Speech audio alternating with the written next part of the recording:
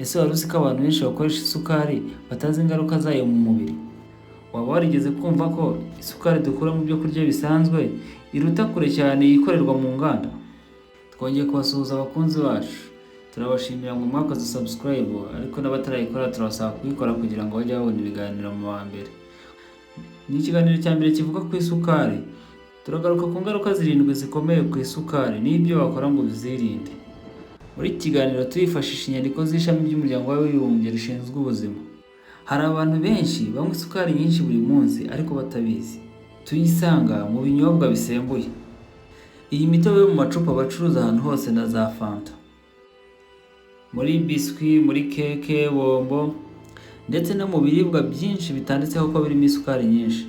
Abantu benshi bibaza ko ikibazo cy'isukari ari ukwangiza amenyo gusa, ariko ubushakashatsi bwerekana ko kurya isukari nyinshi bigira uruhare mu ndwara zikomeye zirimo diyabeti, umutima, ibibazo by'ubwonko, kubyibuha bikabije.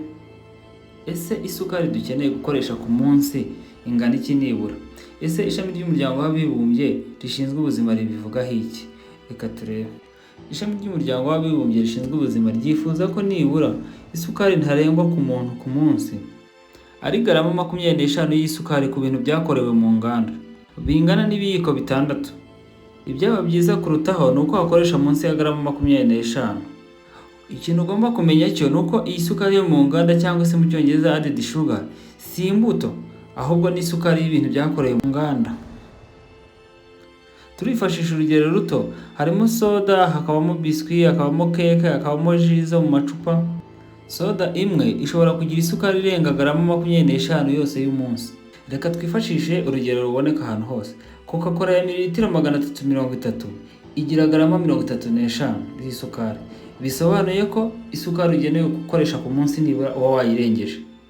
Agapapuro ka biswi kaba gafite garama ziri hagati y'10 na 20 bitewe n'ubwoko bwayo. Agasate ka keke kaba gafite garama ziri hagati ya 20 na 40. Izi ngaruka z'isukari tugiye kurebera hamwe, hari icyo wakora kugira ngo wirinde izi ngaruka mbere y'uko ziza. Isukari ishobora gutera umubyibuho ukabije. Iyo urya isukari nyinshi, umubiri uhindura igice kinini cy'isukari, ibinure, ikabibika mu mubiri. Dore uko bigenda intambwe ku yindi. Iyo urya isukari nyinshi, umubiri uyihinduramo imbaraga.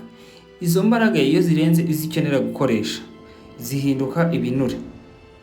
Ibyo binure nibyo bita bivamo kubyibuha. Nk'urugero, kunywa soda imwe buri munsi bishobora kukongerera ibiro mu gihe runaka. Kurya biswi, keke, bombo bikongerera imbaraga nyinshi mu mubiri kandi udakoresha.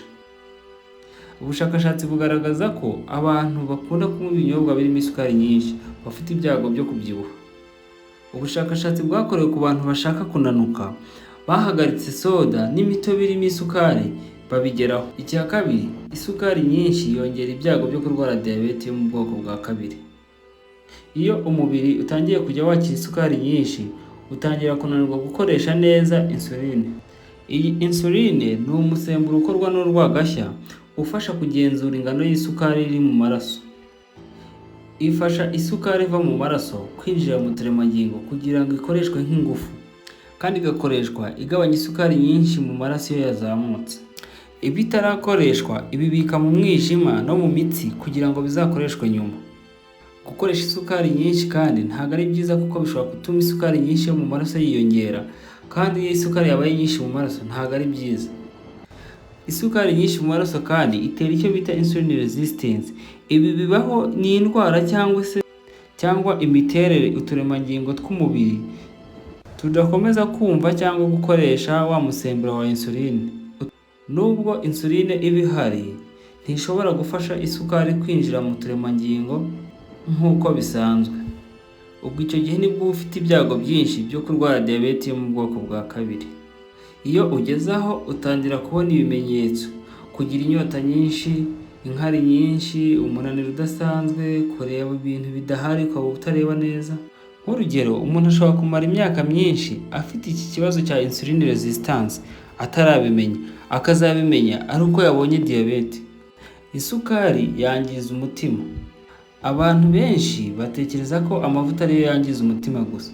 nyamara n'isukari nyinshi irawangiza, nko kongera umuvuduko ukabije w'amaraso. Ishobora gutuma habaho cholesterol mbi. Cholesterol ni ubwoko bw'amavuta umubiri ukoresha mu gukora uturemangingo n'imisemburo, ndetse inafasha umubiri gukora vitamine D. Kubyimba kw'imiyoboro y'amaraso bishobora no kugukururira indwara z'imitima cyangwa se guhagarara kw'amaraso ari kujya ku bwonko. Isukari kandi ishobora kwangiza umwijima. Umwijima ni rwo rugingo rukora fructose nyinshi. Iyo fructose ibaye nyinshi ihinduka ibinure. Ibyo binure bikabikwa mu mwijima. Kubika kw'ibinure mu mwijima. Umwijima ugerwaho n'amavuta menshi, bigatuma udakora imirimo yawo neza yo gusukura amaraso no gutunganya intungamubiri. Iyo iki kibazo kibayeho mu ntangiriro, umuntu ashobora kutagira ibimenyetso, ariko nyuma bikazaba ikibazo gikomeye. Ibimenyetso bishobora kuboneka iyo umuntu afite iki kibazo: umunaniro mwinshi no kubabara iburyo bw'inda yawe, ibibazo by'umwijima. Isukari ishobora kwangiza ubwonko iyo ukoresha isukari nyinshi. Dopamine irazamuka. Iki gihe ubushake cyangwa gukunda ibintu biryohereye biriyongera.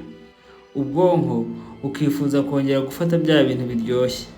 Ibi bigira ingaruka cyane kuko bishobora kugutera kuba waba imbata yabyo.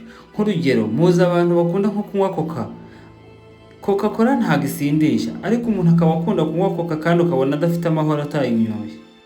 No ku biryo bimwe na bimwe birimo isukari ni uko bigenda.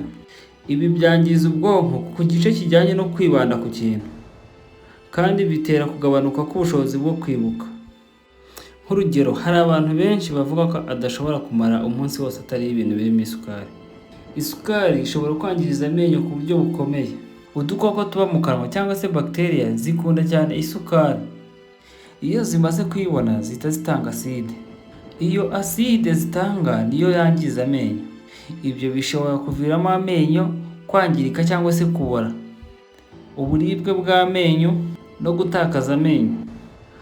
Abana bakunda kunywa soda nyinshi cyangwa kurya bombo cyane bafite ibyago byinshi byo kwangirika amenyo. Isukari nyinshi yongera ibyago byo gusaza k'umubiri. Umubiri wacu uba ufite utunyangingo dutuma umubiri uguma ukomeye. Uko tukomeza dufata isukari nyinshi, utunyangingo turushaho gucika intege tukagenda turekura, bikaza gutuma umuntu atangira kuzana iminkanyari, uruhu rukagenda rutakaza no kugenda rusa neza. Kandi isukari ishobora kugabanya igihe uzamara ku isi. Diyabete, indwara z'umutima na stroke n'izindi ndwara zifitanye isano n'isukari nyinshi ni zimwe mu mpamvu nyamukuru z'impfu ku isi. Mbere yo kugira ikintu urya cyangwa unywa, tekereza kuri ibi bintu. Ikintu urya cyangwa unywa buri munsi, ikintu kirimo kugira ngo kiryohe, gishobora kuba aricyo kirimo kugabanya ubuzima bwawe buhoro buhoro. Ibi byumvikane neza, ntabwo bivuze guhagarika isukari burundu, ahubwo ni ukuyigabanya no kumenya aho yihishe. Ubuzima bwawe bw'ejo buterwa n'amahitamo ukora uyu munsi. Twabashimiye ko twakomeje kubana namwe. Uwiteka abarinde. Tubibutsa gukora subscribe.